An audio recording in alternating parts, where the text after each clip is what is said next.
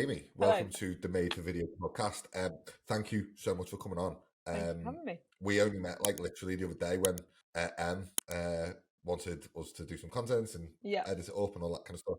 And I started following her on Instagram, and I started seeing like your photography work and stuff. And immediately I just asked you to come on because I thought it'd be cool. Because like I was saying to you just then before we started recording, I'm always fascinated by people from a similar background to me, in the sense that being in fitness, then getting into sort of creative work. Yeah. Now I'm 36, right? So I've been in it for way longer than I should have been. Like I've done it for like 14 years. So I was in fitness for a long time, right? So when I got into it, there was there was men's health and women's health and all that stuff. So it was like professional stuff, like bodybuilders and powerlifters and all that kind of thing. Yeah.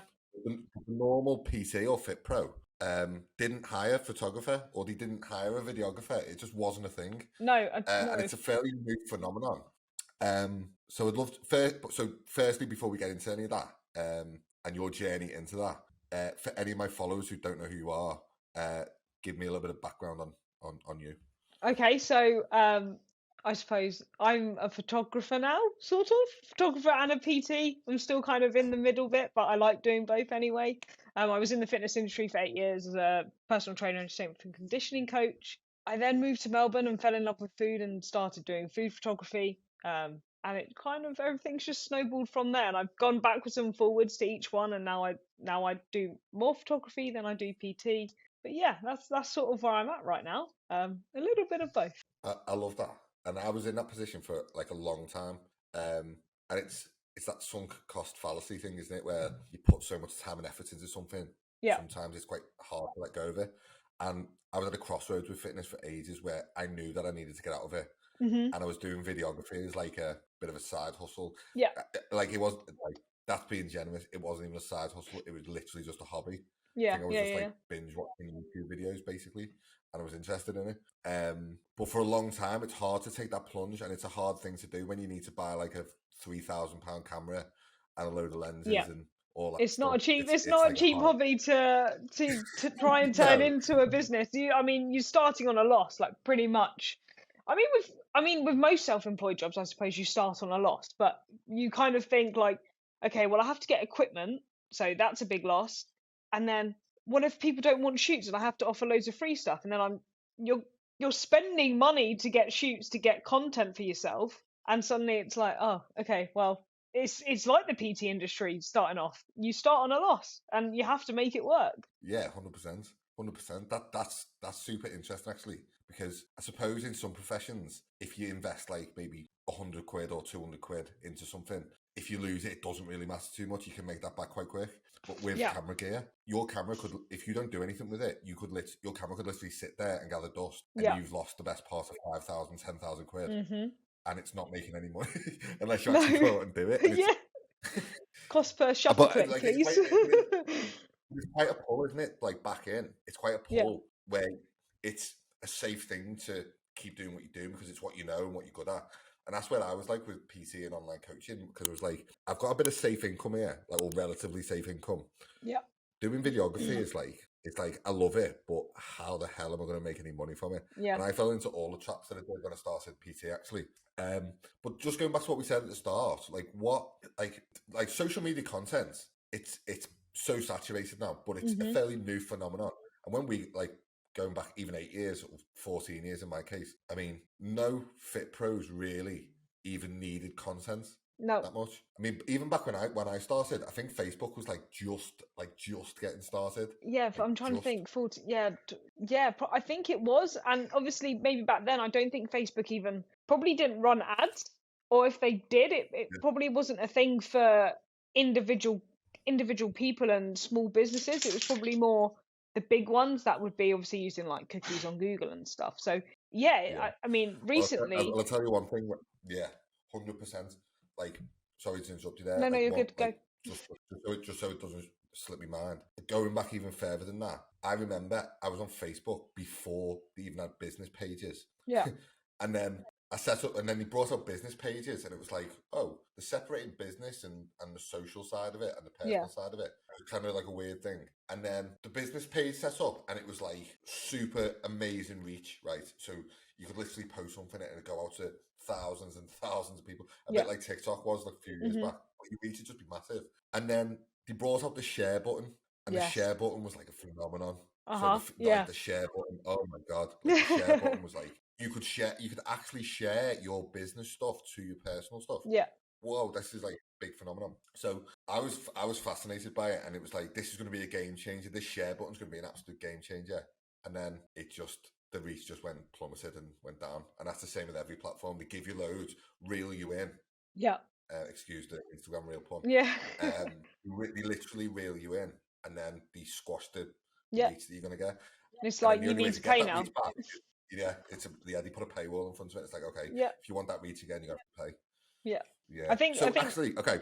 It's probably why Go on. people need to make sure their content is, to be honest, like, you know, people need to make sure they're at the top of the game with their content at the moment, because if you're not willing to pay for ads, which I don't think the usual personal trainer in a gym probably would, but if they're putting out good enough content in their sort of local area, in their local vicinity, making sure the gym members are seeing what they're posting and that's high quality, then they're likely to get at least their members and not need to reach out to sort of online coaching or whatever. But there is that reason as to why I think content creators are needed now for the general PT. Yeah, I actually totally agree with that. You know, like I actually was thinking about this. So it drives me mad when people say organic is dead.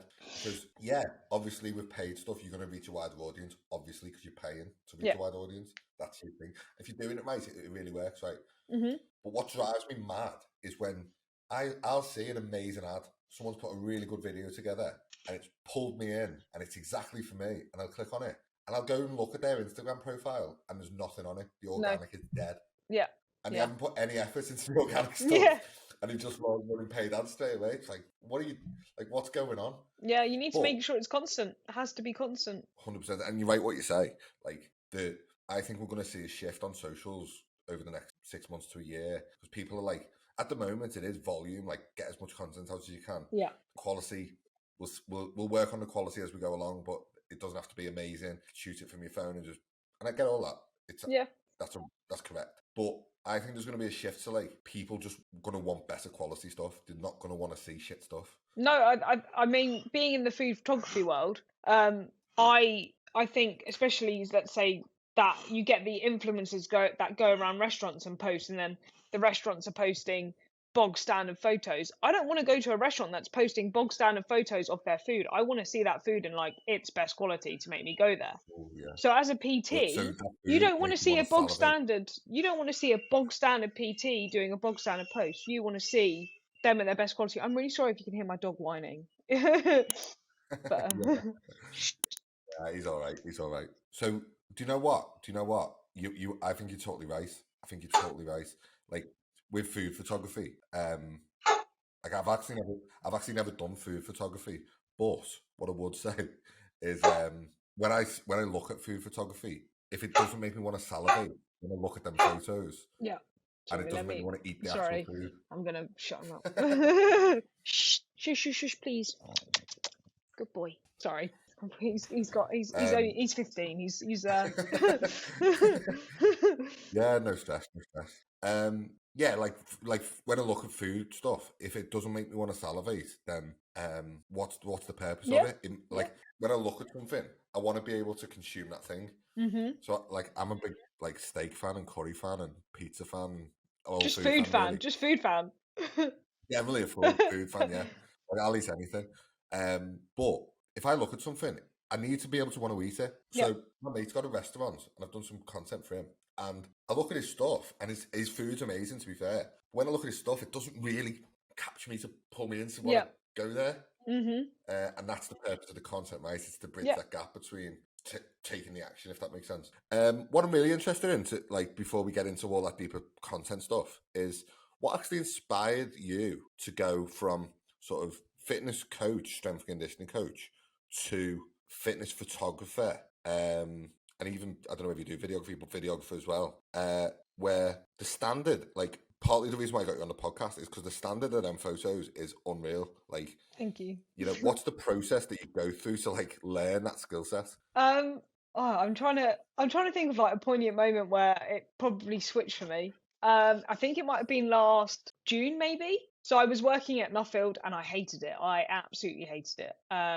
And I just so happened to have a cafe pop up on my Instagram looking for a social media manager. And I was like, well, I've done a bit of food photography and maybe this could be, something a bit fun that I can do on the side. So I went and applied for that and I got it and I still work with them today actually and they're fantastic. And just from there, I did a lot of, to be honest, I did a lot of food, but obviously with my passion being fitness, I managed to get into a CrossFit box, CrossFit Watford, and I thank them to this day for just giving me a chance at doing CrossFit photography because it's pretty hard to do action shots and stuff. And I think maybe in the last sort of 6 months, I really just went, this is what I want to do. I love fitness and I love taking photos of people doing fitness and I love that industry and I love going to meet new people. And I've just taken so many photos that I think my skill set, what I know, it's just grown. It's just grown through practice and, to be honest, a lot of shit photos too.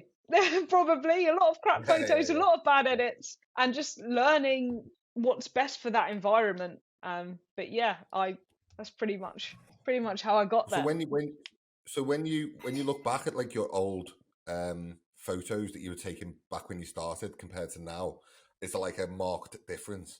Oh yeah, like massive. I think it's very much composition, editing.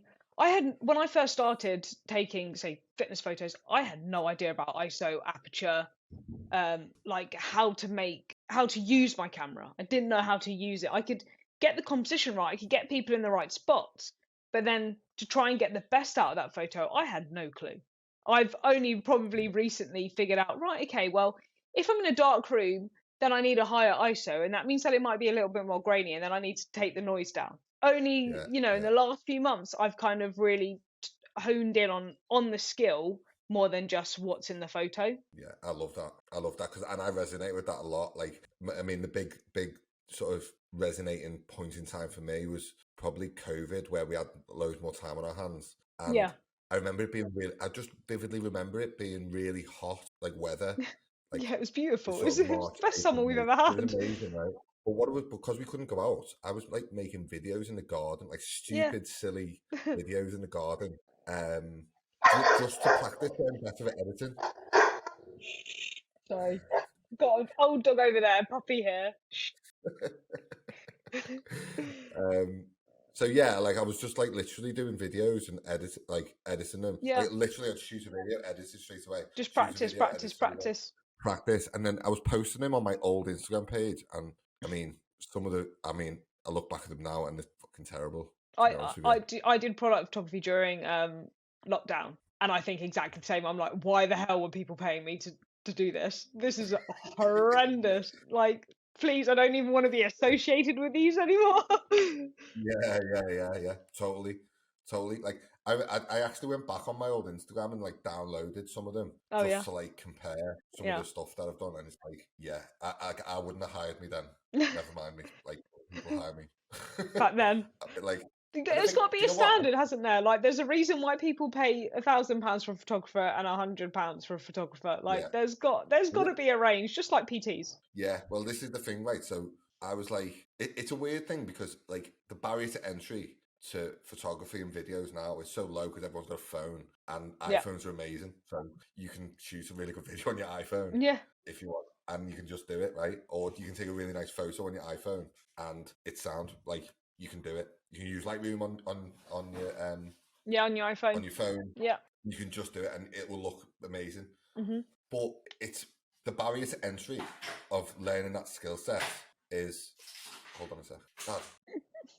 Yeah, the barrier to entry for that for learning any skill set is being shit at it, basically. Yeah, yeah, So and I think that's what causes like that like level of imposter syndrome, because I remember like I was working with some videographers like getting mentored and stuff, and it was so bad. Like I was looking at these videos that these videographers were making, and I yeah, was like, I am never going to be able to make a video like that. yeah. Like never. I think like like recently I've probably had imposter syndrome the most that I've ever had it. People, I was asking, so when I first started doing photography, I was asking people like, can I come in? And then I had probably my first person sort of asked me maybe a couple of months ago if I could come in and take their photo, and I was like, what? Really? Like, actually, like, and it does kind of, you need to, it's almost like grounding yourself and going, do you know what? I am getting better. And, you with your videography as well, I am improving because I'm putting the work in. So people should Yeah. want me, yeah, absolutely. You know what? A Hire big me. turning point for me is that 100%. Like, so I got to a point where I think I was charging like 200 quid for like a video, like a day's video shoot. Which, Oh, when you wow. say a Yeah, day, yeah. you know what?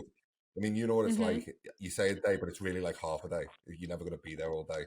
Yeah, but then it Um, takes, for editing a video, depending on, yeah. So 100%. So when you break it down, like, I think I was like losing money at that point.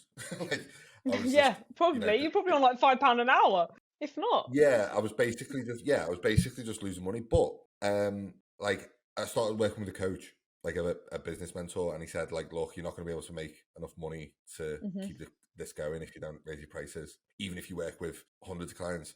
But I had a baby on the way. It's a long story anyway. So I put my price up to 500. Yeah. I put my price up to 500, and I was like, right, this is cool. If I can get 10 of these a month, that's amazing. Like, I'm making decent money. It's not going to overwhelm me, and during the course of a month, it's cool. I can do it. Yeah. So I was doing that, and then I'd done this networking meeting.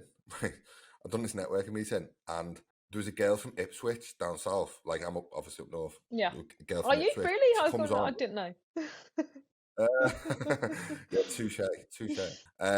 So she comes on. I didn't know her from Adam. She was doing weddings, Yeah. and she was a videographer and photographer, and she was just introducing herself and stuff.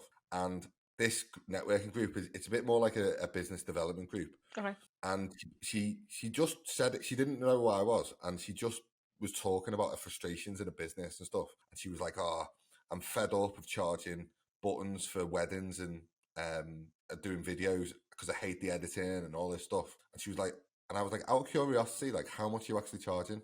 She Yeah. said £4,000, and I was charging 500 quid. And I Yeah. was like, doing something. The penny just drops, and I'm Yeah. like, Yeah. Yeah. either she's overcharging and she's really good, Yeah.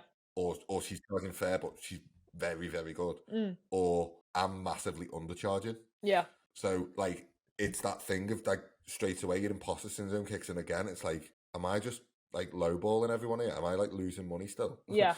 Yeah. It's Yeah. like Yeah. a tough thing to like wrap your head around. It's tough.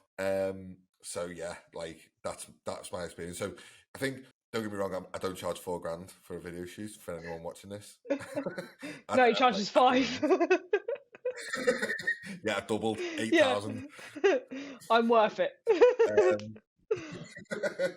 But yeah, like, it's a tough thing to like find, and it's something I speak to my social media coaching clients about all the time. Like, social media is loud. Like, Yeah. if you look at fitness photographers and I look at videographers, you'll find like, I'll find someone better than me. You'll find someone better, and you'd be like, why aren't I like that?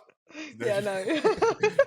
I'm only You know joking. what I mean? No, it's like, Yeah, no, I do. I I just do. always like, I follow like some videography YouTubers, and they're like, some of the stuff they're doing now is absolutely mind blowing. Yeah. Like, mind blowingly good. And I'm like, but it's not like, the way I reframe it, it's not like I'm trying to be better than them, because I'm probably never going to be better than them. I've got so much experience and knowledge and stuff, but it's inspiration to know that you can get to that point. Yeah. I mean, I think also when it comes to stuff like that, you never know what someone else's circumstances. You don't know, because they might have made it early in the videography world, they might only have to make one really good video a month and have all this free time to practice other things, or they might not have a family, and there's loads of other things that come into like your progression rate. And that's what I always try and tell people who are videographers or PTs or anything really is, that's why you shouldn't compare yourself to, it's really good to aspire to be that good, but actually you have to go at your own pace because your circumstances are so different to everyone else's. Totally agree.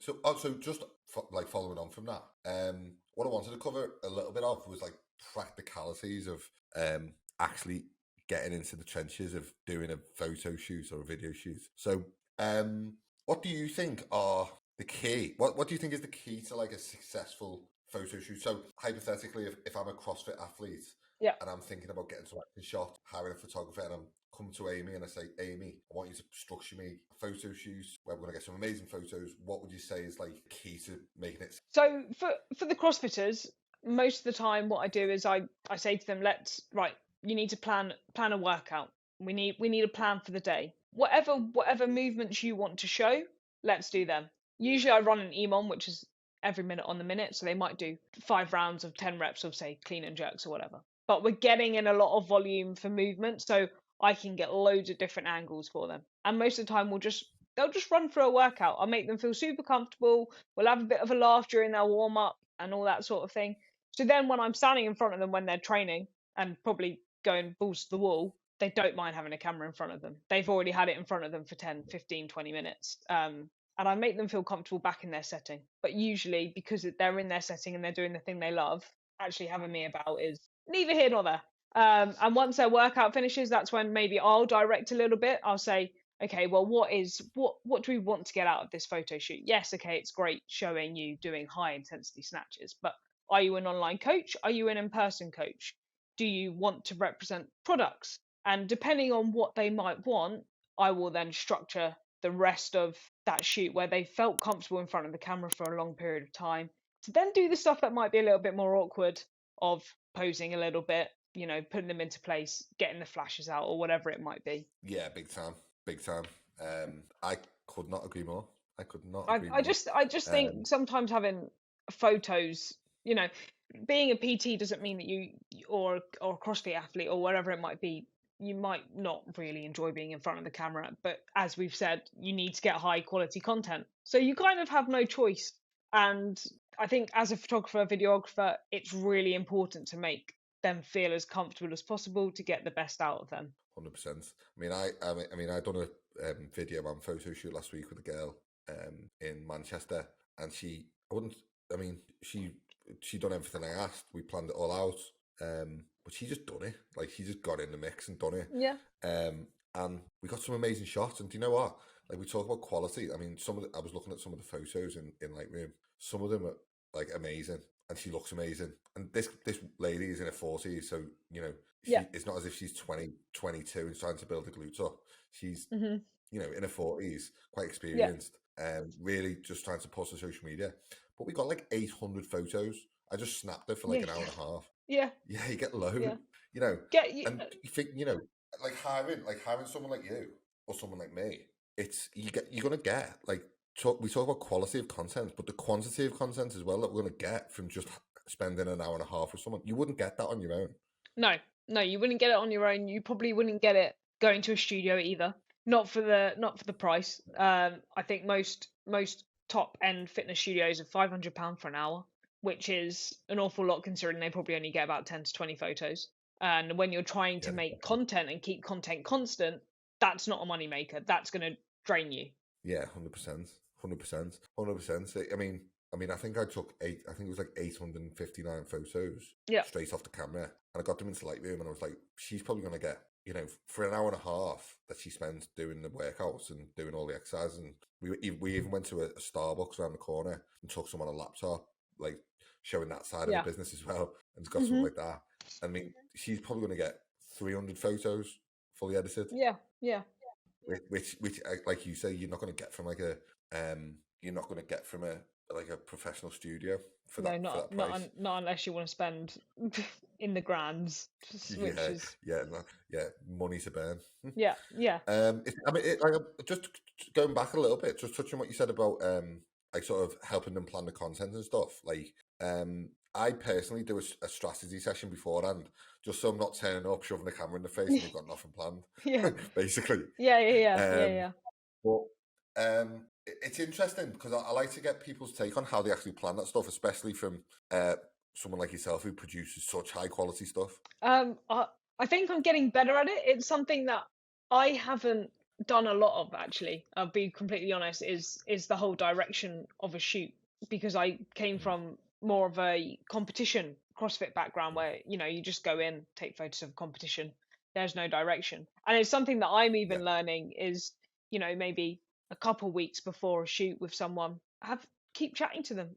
Make sure that you're always constantly on the same page, coming up with ideas. I get people to generally do a mood board for me with images that they like or might like to recreate, and that also helps sort of direct where we're going to go before we get in the room, because otherwise you do tend to stand there and go, right, what are we going to do? And you spend half an hour trying to figure out what workout you're doing or what shots you want to get, or all that sort of thing. Yeah, I love that. I love that. Yeah, like typically in like a strategy session for me, don't get me wrong, it's not like this super complex, complicated like strategy process I'm going to take someone through. Usually I break it down into like four steps really that are just, like if you think about it, right, in a photo, is it providing value? Obviously it needs to look good, and obviously like you mentioned, position, all that good stuff. I always think with content, I mean, if you speak to online coaches and fitness professionals, I love that dog.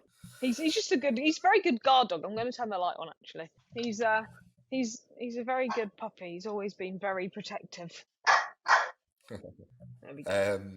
Yeah, like 4 steps. Oh, sorry, yeah, So during a strategy Steve's session, 4 it's steps. not like the 4 steps to break 1 million views on it. Don't give too many secrets away. I need to get a notepad if you're gonna. No, I'm not like it's not trying to like catch anyone else or try to people like social media is like having a camera on your iPhone. It's like very entry level. It's easy to start doing. You can start posting content, and most people do start posting content, and it's good, and it reaches the ideal clients and all that stuff. But it's not getting anywhere, and it's not getting in front of people that it should. Yeah. And how frustrating is it when you spent half a day creating a photo or a video and a nice little caption, and you post it up, and no one likes it, and no one views it. No one sees it, and you're just like, oh, great. Oh yeah. I'm doing this for myself. I'm doing it for myself. It's fine. I'm doing it for myself. But it's frustrating, isn't it? Because there's like some value in there. Like that could help someone. Yeah, definitely. But there's some value in there that could help someone, but no one looks at it. You might get one like off your mum, as you say she's proud of you. Number 1 fan. So it's all it's what I rely on. 100%. So yeah, going back to it, the 4 steps that I like to take people through on like a strategy session is how does it provide enough value to your audience that they're actually interested in like consuming it, whether it's a photo, a video, a caption, whatever. Mm-hmm. Does it show the person as an expert or an authority or someone who's good at what they do?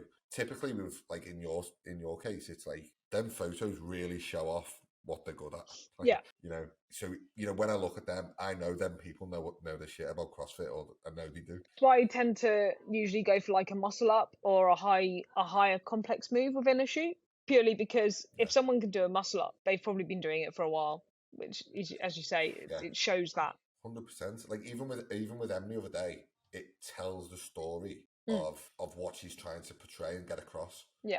You know what I mean? Them amazing photos, amazing content, and it tells a story, which is a bonus. Exactly. So there's actually so it's not just like you said, it's not just, take a picture and post it up. It's actually something's behind it actually. Yeah. And then obviously, and by doing that, you actually prove your you're proving it because photos. I only have to look at your photos to know that you're a good photographer, because the difference between that and a normal person who just snaps a selfie in the gym is like a crazy difference. There is a difference. Even say good. I think when I first started doing food photography, I did mainly use my iPhone, and I could get a pretty decent. You can, as you say, you can get a good image from an iPhone, but once you learn how to use a camera, you suddenly realise there's a massive difference, purely because the camera you can just do a lot more. 100%. It wasn't until I started, I've got me little one. It wasn't until I started using that, and that's not even the most powerful camera, but it's like the difference is like staggeringly different. Oh, what's Dr. Field? Oh, wow. And ultimately, what it's meant to do is like build relationships. The reason why you're on this podcast is because of your content and what you've done with them. Yeah. You know what I mean? Yeah, exactly. Yeah. So it's actually we've built that sort of small connection and relationship through content, essentially. Yeah, pretty much. Yeah, definitely. And that's what you go. Okay. Yeah, go on. Yeah, just as you said, like just creating a connection with someone. People can resonate with feelings in a photo and that sort of thing. And some photos can look far too set up where people go, well, I know that was fake, like that's not real. But probably in more of a setting that we kind of do it, actually you're going to be like, okay, maybe they were sweating pretty hard and they were working hard, or they are really happy and having a good time. And it Yeah, creates that like interpersonal feel that people look for following people that they like on social media. I love that. I bloody love that. Bloody love it. Cool. That's amazing. I mean, that's given me some food for thought actually. And also, just having like that, them sort of, or what would you even? I don't even know what you'd even call them. Like it, inspiring ideas popping up in your head just by talking about it like this. I'm probably going to go away and like start to make some content around that because Do it, make it happen. it all just like I call it like an ecosystem of content. So you get an idea and then different content Yeah. ideas like sprout off that, and it just gives like as much value as possible. Really, one topic I'm really interested to get your take on Okay. is artificial intelligence. Okay. Oh, I've So, actually I've been um, speaking. This is obviously it's massive at the moment, but I was talking to someone about it today who is petrified of artificial intelligence. yeah, so it's weird, right? So when obviously the big one at the moment is Chat GPT, Yeah. where you can literally just sprout off anything you want in one sentence. Yeah. It's weird, right? Now I'm seeing in videography, video editing tools, I'm seeing these tools that can literally create short form videos out of YouTube videos in 5 minutes. Yeah. And it's like, I mean, I do get why it's scary as, a video editor and a videographer and a social media coach in myself, where I'm like, oh shit, this could literally displace my job, like in theory. So I don't think it's going to be this like, I mean, from a personal point of view, I don't think it's going to be this like huge thing where, people aren't going to need videographers anymore. But for the standard person who might just record a video Yeah. online or on the phone, they might not need someone to really help them with that editing process anymore because they've got these tools available to them. Yeah. And that's quite, I mean, I think that is quite a scary thing, to be fair. It's definitely it. I suppose it's growing, but at the same time, it's why I think probably the same reason as why online teaching probably isn't as good as teaching face to face. It's because there's still things that need that personal touch, and why people like learning from people, because people like personal interaction. So someone like you who teaches people about social media or videography, people come to you because they want that personal touch within what they're learning, because it's probably more enjoyable. It's probably a lot more enjoyable process. And if you're not too trusting of AI or not liking where it's going, then there's probably a lot of people out there that know that they could learn from it but still not trust it, and would rather trust a human being with their learning process or their editing process and that sort of thing. Because 100%. I would, let's say if I wanted to edit my wedding video and I had a wedding video, I don't want to send that to the internet. Maybe I don't want the government to probably have it on tap. I just want to send it to you and let you edit it. And Yeah, 100%. like that's what AI is. It's learning from everything that we do. Yeah, okay, you don't like it either, do you? Do you know what? Like that's like a really I think that's like a really sensible take actually. Like AI, I kind of like as I've gotten older, I really like learning stuff, and I really like going out my way to learning stuff. Yeah. Like I've worked with mentors, I've worked with coaches, and I love learning stuff, and I like getting my brain working and challenging my brain a little bit. With like ChatGPT, it does give you some ideas and stuff, and it does spout the stuff off, but it doesn't get your brain working. No, 100%. And you have to constantly keep feeding it. Whereas you have a conversation with someone, you can constantly bounce, and you've probably spoken about more than what you're actually looking to go and speak about. And you've probably learned a lot more than what ChatGPT is going to pop back at you. Bloody love it. Bloody love it. Bloody love it. That's a really really interesting take. I was actually playing around with Adobe Firefly. Oh yeah. This new AI like Adobe thing brought out. I mean, you can literally type in create me a photo of a dog in the middle of New York Bridge, and it will literally like yeah. Which, don't get me wrong, like I think some things can be recreated in that way, but there's a lot of things that also can't. Say, for example, people's wedding videos. Yeah, yeah. It just Like the beautiful art of you framing a shot and capturing the exact moments of happiness in someone's eyes at a wedding cannot be you can't recreated recreate by a that. robot. No, No, definitely no, not. not at all. Definitely not. I use Chat GPT for captions. If I'm doing a monthly plan for a client at a restaurant, I know for a fact that if I had to sit there every night and try and think of how to explain this Italian dish Yeah, time and time again, I would just lose all creativity. So actually sometimes typing into ChatGPT, can I please have 30 captions to describe a nice Italian restaurant in a cozy atmosphere, da da da da da, bish bash bosh.